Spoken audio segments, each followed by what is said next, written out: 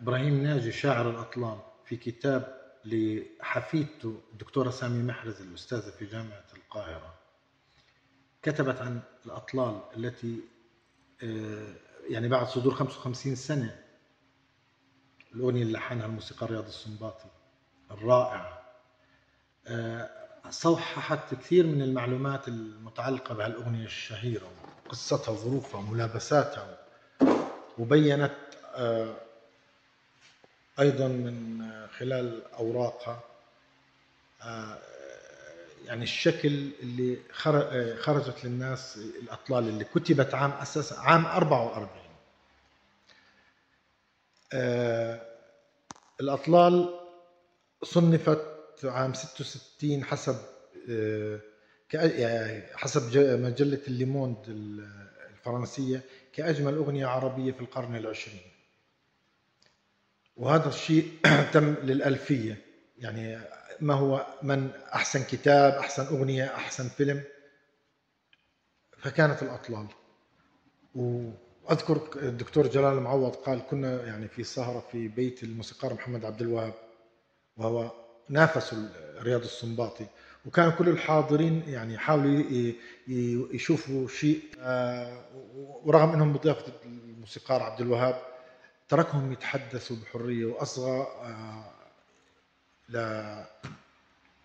لاختيارهم وآرائهم وشو العمل الفني، وقالوا الأطلال. بعدين حاولوا يعدلوا فقال لهم، قال عبد الوهاب وكأنه الدمعة في عينه، قلتم الحقيقة هي الأطلال اللي حيخلدها التاريخ. واللافت فعلا أن أم كلثوم ما كانت الأولى اللي غنتها، نجاة علي غنتها من ألحان محمد فوزي بلحن مختلف تماما. فما هي القصة الحقيقية للقصيدة؟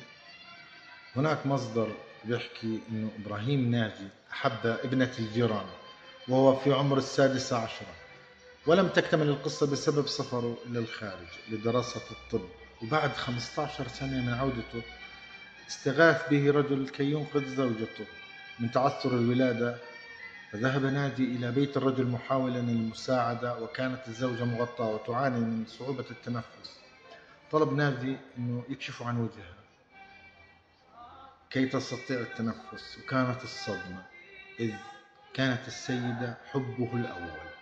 أجرى العملية مدهشا بالبكاء لكنه أكملها وأنقذ الأم والطفل، أنقذ الوالد والحياة، ولم يستطع إنقاذ حبه الذي استحال وتحول إلى الأطلال. ذهب ناجي إلى بيته عند بزوغ الفجر وشرع في كتابة هذه القصيدة الرائعة الأطلال.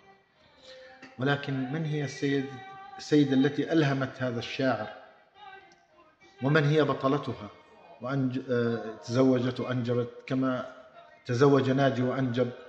يقال أنها أصيبت بالاكتئاب في أعوامها الأخيرة وأصبحت تتحرك في صمت مثل شبح لتخبر الجميع بأن قصيدة إبراهيم ناجي الأشهر الأطلال كتبت عنها ولها ولأجلها. هذه هي قصيدة الأطلال، قصيدة وأغنية، ولعلها كانت ملحمة حقيقية في الحياة والحب والشعر قبل أن تصبح أيقونة في اللحن والغناء، ومدرسة فنية مرت بمراحل درامية دقيقة لتصبح في نهاية المطاف أجمل أغنية عربية في القرن العشرين على الإطلاق. هرأ الحب سكارى مثلنا كم